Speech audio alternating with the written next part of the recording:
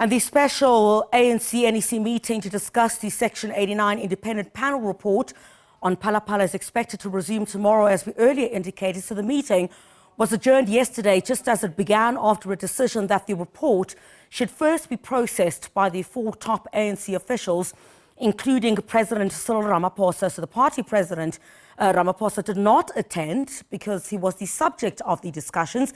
SABC News political reporter Samkele Maseko is now in conversation this morning with ANC NEC member Ronald Lamola. Samkele, a very good morning to you. Does Ramaphosa's future hang in the balance? Indeed, Griselda, ANC President Cyril Ramaphosa and Head of State Cyril Ramaphosa's future hangs in the balance as the ANC's special NEC tomorrow afternoon at 2 o'clock will reconvene and deliberate on this particular matter. Some NEC members took exception to ANC President Cyril Ramaphosa not pitching at the NEC meeting. But historically, you'd remember that when such debates took place around former President Mbeki, around former other presidents of the ANC, they would be asked to recuse themselves from the meeting. Even the suspension of Secretary General Ace Magashule, he was asked to recuse himself from the meeting. Some NEC members during the tenure of former President Zuma felt a bit unsettled with the presence of former President Zuma in those NEC meetings when they were discussing his political future. Some saw it as a tactic of intimidation. ANC President Cyril Ramaphosa and Head of State yesterday opted not to attend that NEC meeting. But I'm going to bring in one of those whom are seen as the trusted lieutenants of President Ramaphosa, a very outspoken individual in the form of ANC NEC member Mr. Ronald Lamola, and also Minister of Correctional Services and Justice. Mr. Lamola, just the essence of your president not attending the NEC meeting yesterday. Some NEC members saw it as a form of disrespect that he would essentially snub, quote unquote, the NEC meeting. Yeah, the president is a constitutionalist. He respects the ANC, he respects the country. He did inform the officials that because there was only one item on the agenda, and that item related to the Phala Phala report, he will be a subject of the discussion. And there is history, as you have already said, that when you are a subject of discussion, there is a possibility that you can be requested to excuse yourself by the NEC. It happened even in the last NEC meeting, where when we reached the point to discuss the reports of the Integrity Committee, those that were subject of the report of the Integrity Committee recused themselves. So when the president says voluntarily, I don't want to put you in trouble, I'm giving you as officials and as members of the NEC to discuss this matter involving me and give me a feedback, I will respect the decision of the structure. That is the highest level of disrespect and is the highest level of consideration to everyone who's an NEC member, to be able to speak freely, fairly, without fear, favor, and they will be able to engage. So in essence, you're saying that he was giving any ANC NEC members, whom like yourself may be cabinet ministers, deputy ministers, whom are seen as the subordinates in government, the freedom to freely speak without being seen, without him as being seen as intimidating ministers. Yes, definitely. He said, I'm the subject of this discussion. It's logical. In any platform, whether it's a board meeting, it's a company, in anywhere, when you're a subject of a discussion, when you help the process, it makes it easy so that the meeting does not get bogged down by debating whether you must leave or not leave. He says, look, I don't want this to be the discussion, neither do I want this to be the type of ANC. I want the ANC to engage superior logic freely, and you will guide me. But the NEC arrived at a different conclusion and said, members of the NEC have got no problem with his presence, and I think he will respect that decision, because he had said he respects the ANC, his decisions and his structures, and he did not mean any respect by not arriving. It was out of consideration. Mr. Lamola, when you look at the reports, particularly within the last 68 hours or so, there was uncertainty over his political future. There were reports that he is on the verge of resigning as head of state and did not even want the matter to be discussed in the National Executive Committee of the ANC, and just wanted to quietly resign and go fight this particular issue of the Section 89 report from outside. Where's the credence to these reports that he's contemplating handing over a resignation? Yes, I mean, the calls became louder on Thursday after the report was released from all corners, even from within our structures. And the president felt very strongly that he does not want to put the organization nor the country in a difficult process. But it is important that the president accept the outcomes of the report, which he says he has read, he has seen, and he is of the view that there are issues with the report, which is put in the statement. And I think he said he's consulting everyone, including his lawyers, in terms of the way forward. But I do think that him living at that moment with that highest level of uncertainty, the report that both academics, legal practitioners, and society as a whole says this is a flawed report. He needs to consult all his lawyers and exercise his rights. So there is a process after the report was released. You can't just, even before you finish reading the first page, you're already saying he must resign. I mean, it's almost akin to a flight on air, and you say the pilot must be grounded. It's reckless. The passengers will die with the plane. So you need to allow the plane to land and say, look, there are issues here as a pilot. These are the issues. And is there any further process you may want to take? But this is the process that we believe you have committed misconduct or whatever. You deal with the pilot. But you don't say the pilot while he's on air, you say stop this flight. So there is a process. There was a report. Allow him to read the report, to consult broadly his lawyers, the organization, and then say this is the way forward, which will enable a smooth process and due processes both of the country and that of the organization. So in essence, Mr. Lamola, you are saying that he has been contemplating resigning, and it is a top delegation that was sent to speak to him to say, you can't just leave and abandon the flight whilst it's still airborne. No, I'm saying there has been lots of considerations on his table, including calls in the public that he must resign. There has been discussions with everyone and many people involved, his lawyers, in terms of the report, that it's flawed and all those issues, including obviously to engage with his own organization and all people in the organization. But the view has always been that those that are saying, before he even finished reading the report, even one page on Thursday, already by 5, 6 p.m., they were saying, no, he must resign. That's why I say you can't ground the pilot while the flight is on air. There is a need to allow due process to happen. Let him read the report, exercise his rights, and then be able to say, this is the way forward that I believe. And I do think that at the right time, he will be able to tell South African society what is his view with regards to the report and what is his view with regard to the processes of the organization, which I think will definitely give guidance tomorrow by the NEC.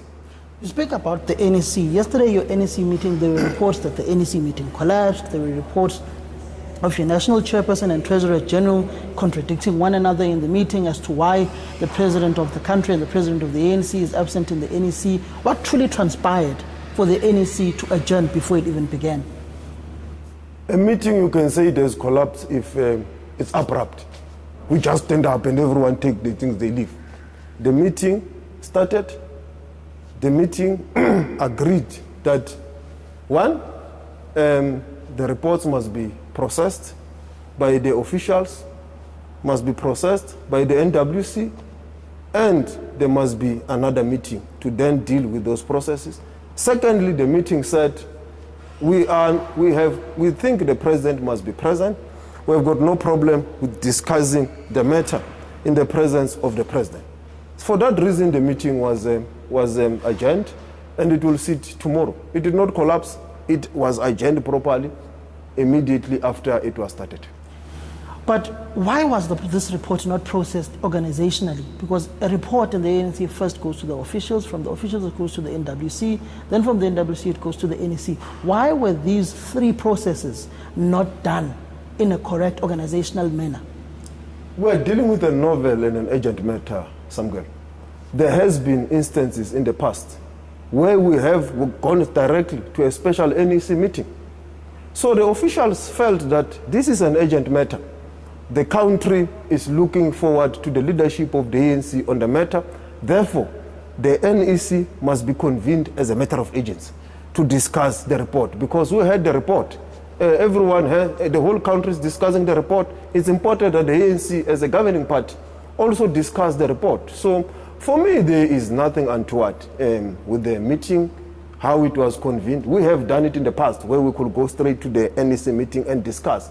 But the meeting felt different, that it is important that the officials dissect the report, the NWC also dissect the report and then give guidance to the NEC, which is also not untoward. There has been reports in the past that when the officials felt can go directly to the NEC will say, we think that let it be processed so that there is clear and proper guidance. So there are circumstances that sometimes can be very special circumstances and a novelty, like these ones where you may find yourself in the NEC meeting where the report was not processed. It's not like it was unusual.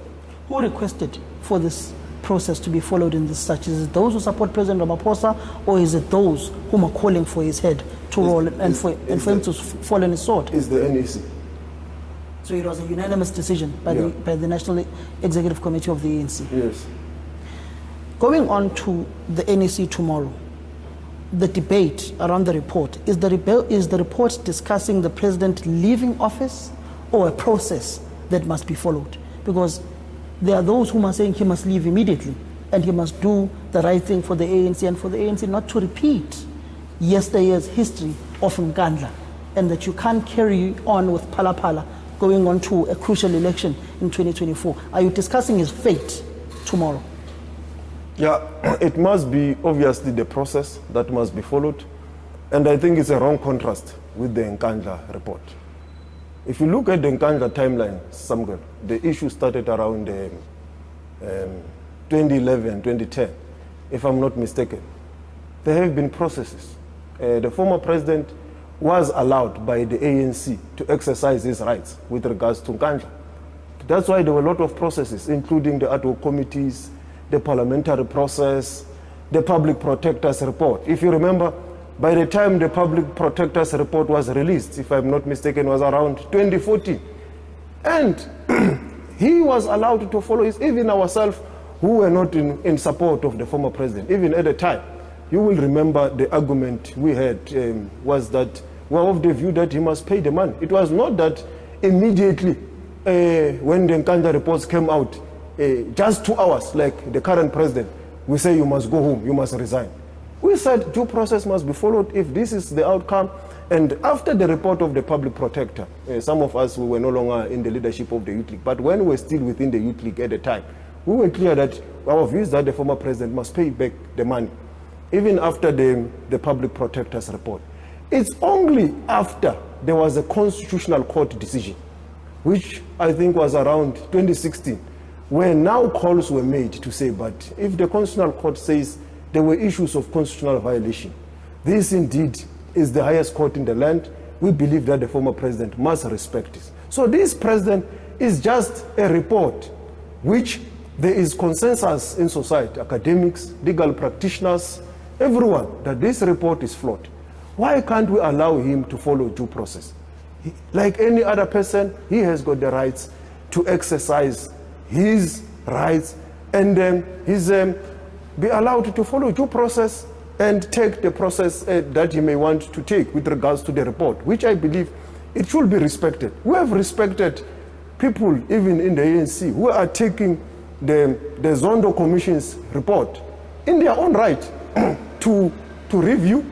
We have respected other members of the ANC who have taken other reports that implicate them to review. But obviously that does not mean that you do not subject yourself to processes of the ANC and so forth, which must also take its cost. So essentially you are saying that those whom are against the ANC president are unjust and unfair to the immediate cause that he should do the right thing. Yes, they are.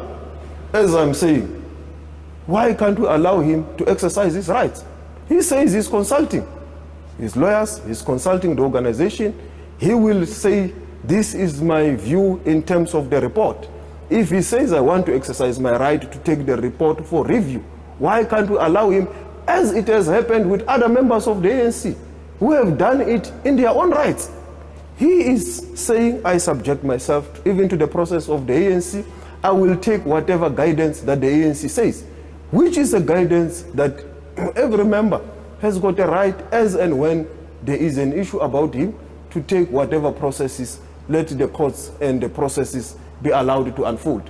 But as I've said, that does not deduct from the internal processes of the ANC, which includes the Integrity Committee and all the processes of the ANC that must also take their course. When is the NWC? I'm not, but it will sit. The meeting said the NWC must sit. So I can't really, I'm not at liberty to reveal when it's going to sit. But the meeting yesterday says the NWC must precede the NEC meeting, which will happen. Politically, this has opened up a gap of many whom have been speaking to saying there are some individuals, some leaders of the ANC in the top 6, whom are lurking in the corners, waiting to pounce on this report, that should President Ramaphosa trip over Phala Phala, Paul Mashatile may be raised from the floor as president of the ANC. It may open a gap for Didi Mabuza, the deputy president, to take over as leader of the ANC. Have you painted these scenarios as the NEC? Yeah, obviously, Samkele, no, I don't believe in conspiracies. But politics being politics, I don't know what the future holds, what could happen in that regard. But we are ready to deal with any eventuality. And from where we are sitting, the president remains a candidate. He is going to stand in the conference. There is nothing at this stage that bars him from standing.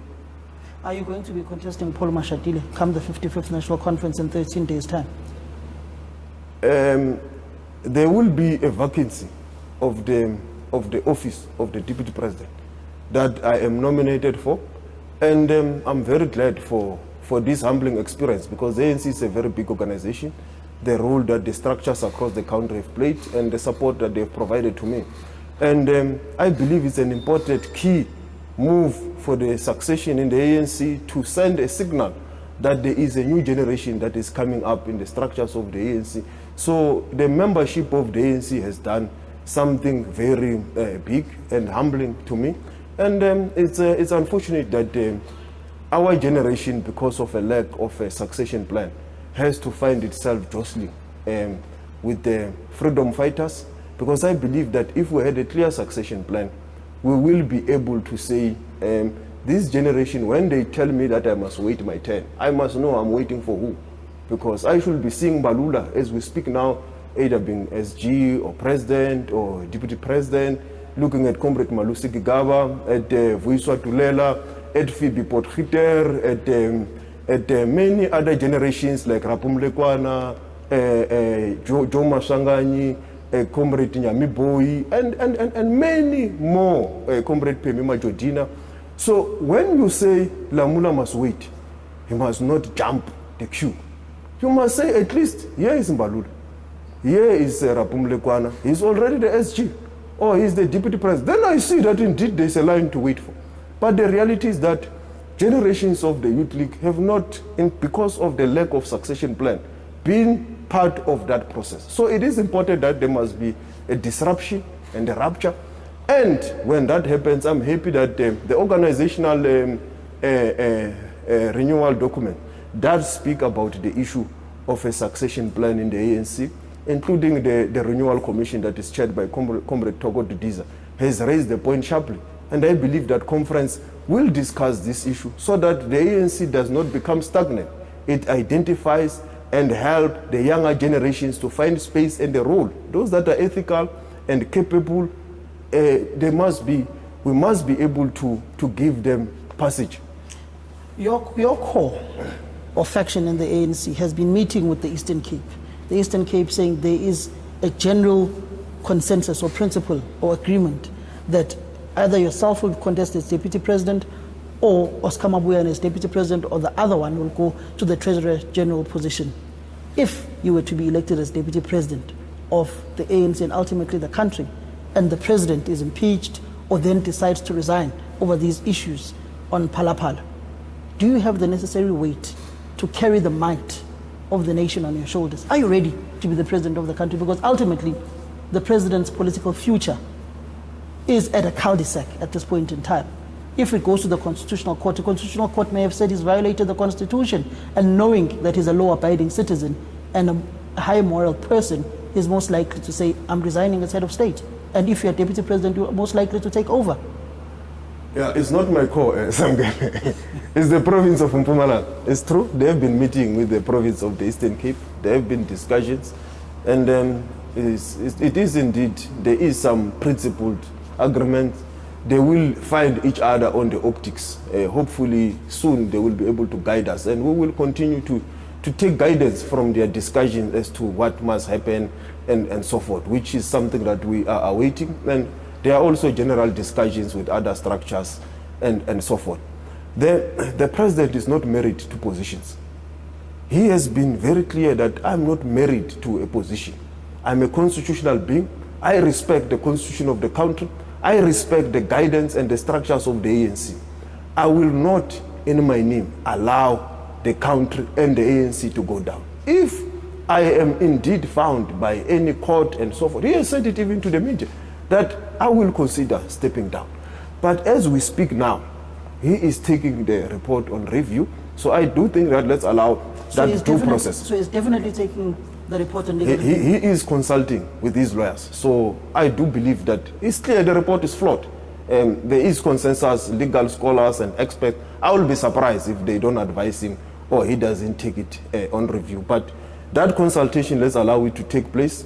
I do believe that when it is done, they will be able to tell us. But I can say that I will be surprised if he doesn't take it on review. Everyone, scholars, academics, law students, everyone, they agree that this report is flawed. It needs to be tested through processes of the courts. So if indeed that situation arises, I do believe that the ANC will discuss what should happen. But our point of a generational mix is very clear. Does not exclude the reality that you need experience. That's why we speak about generational mix. You need a proper and a good balance of a mixture of the experience and the young ones. And if that kind of a situation arises and there's a discussion, obviously we will be guided by that discussion. But we have been very clear that across the globe, the world leaders are becoming younger. In the US, Obama, Macron in France, Trudeau in Canada, across the globe. It's younger. South Africa is a youthful population. The African continent has to tap into the resource of its youthful energy. But that should not be interpreted to mean the exclusion of those that have experience. And that's why from time to time, when we speak about generational mix, we are very clear that it is a good balance of the young and the old. But we believe that it must be tilted more to the younger generation. Who should become the Secretary General of the ANC, Fikile Mbalula or Mtumseni Ntuli, particularly knowing that Mtumseni Ntuli is of the same generation in the ANC Youth League as yourself? Yeah, obviously there is still discussion. For me, both of them are very good comrades who have, through the thick and things of the ANC, grown in organizing. And it's clear, Comrade Marx had more the experience of being in the political office of the Youth League and also now heading campaigns and so forth. So those have to be weighed between him and Comrade Mdu. So I can't really say between the two, this is the one that I must say must be, but I do believe that Comrade Marx, in terms of the political role he has played in the Youth League as an SG, and also, so there could be a discussion that I think should happen between the two comrades to resolve the issue. And also, ourselves must also come into the space to help them resolve the issue. You know, we also have our own issue in the deputy president and so forth. Hopefully we'll resolve it. But I think this, for me, I do think that we, at the end of the day, must support one amongst them. And we will be able, after engagements, to say this is now our view in terms of supporting one. But I must say that they are all equally capable. But Comrade Bucks has always been in that space. I know Comrade Mdu has also been a secretary of KZN. So there are pros and cons that will have to be looked into. But I will definitely say one of them. I will plead that they will not contest each other. There must be one who must contest, and we will rally behind that person upon the conclusion of discussions. Your political mentor, your former boss when you were a spokesperson in Mpumalanga, the man who played a role in bringing you back into mainstream politics, is it the end of the road for the incumbent Deputy President David Mabuza? His name features nowhere. He's complained that the ANC's nomination processes through his campaign manager, Andrew Sporo, was rigged in such a way. Yeah, obviously, it's not for me. And in the ANC, there is no symmetry for former leaders or current leaders and so forth. So he will always play a role in the ANC. Conference is not set. You will never know what can happen at conference. So you can't say it's the end of the road until conference is set. So I will not really say what is the issue. With regards to the issues of nominations, obviously it's not my terrain to look into the evidence and so forth. The Electoral Committee has got its processes, and there are processes of resolving disputes and so forth that the comrades must follow who are aggrieved by the process. But I do think that he has played an important role in the country as a freedom fighter. He has played an important role also in government through the new administration in Mpumalanga up until he came to national, where he also played an important role. So he will remain an important pillar in the life of the ANC and of our country. Have you had an engagement with him, particularly since the processes going up to the 55th National Conference have ensued, and you having a desire to contest the current position that he holds as Deputy President? No, we have not had an engagement, and I don't think it will happen. If it happens, if it doesn't, it's part of our lives. But the reality, Samkele, is that and that is what I speak about when I speak about that the issue that we must wait is that it means ourselves, when we finally contest for these positions, we will be pensioners ourselves. Because waiting now means it's another 5, 10, 20 years. Comrade Bucks lost in Mangaung. That was 10 years ago. Look at him today. That is what will happen to all of us. So that's why there must be a disruption. And the reality of a disruption in some situations is that the former liberation movements, you will find a situation where the younger generation that did not fight for freedom might have to find their way to engage in a robust discussion with the freedom fighters to say, we need to find space for also the younger generation. I mean, there must be a signal to society that we are breeding a new generation of leaders that will take over when the freedom fighters and liberators have left. And I think that is an issue our generation must champion. Moving on to your government responsibilities now. Janusz Walush, he was not released on parole after the Constitutional Court judgment on Friday. He is said to be in hospital in the Correctional Services facility. What is Janusz Walush's health condition at this point in time? Yeah, we have always been committed to respect the Constitutional Court decision. We are pained by the decision because it deals with a freedom fighter, and we also get pained in some of the decisions, obviously, when ordinary members of society have been murdered or have been wronged. So we will comply with the order. We were intending to comply, and unfortunately an incident where he was stabbed happened, and he is still in hospital, but he's stable, and we are hopefully he will be discharged soon from hospital.